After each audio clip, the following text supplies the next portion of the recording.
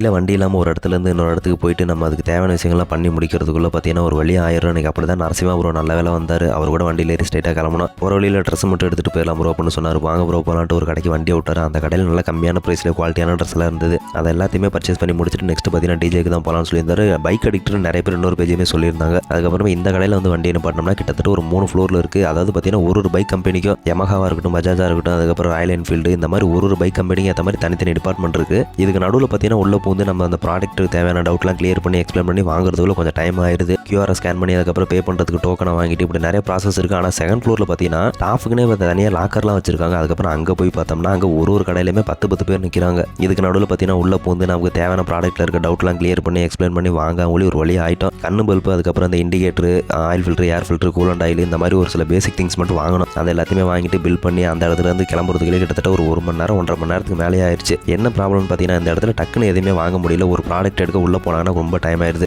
லாஸ்ட்டாக பார்த்தீங்கன்னா பேட்டரி, இந்த மாதிரி கொஞ்சம் பெரிய அமௌண்ட், இந்த பேட்டரி, டயர், இது எல்லாமே கொஞ்சம் பெரிய அமௌண்ட்டாக இருக்கனால நிறைய ஸ்பேர் ஒரே டைம்லேயே வாங்க முடியல. இன்னும் பார்த்தீங்கன்னா அடுத்த டைம் போயிட்டு இன்னும் கொஞ்சம் தேவையான ஸ்பேர்லாம் வாங்கணும். அதெல்லாம் கண்டிப்பாக அடுத்த பார்ட்டில் கண்டினியூவாக போடுறேன்.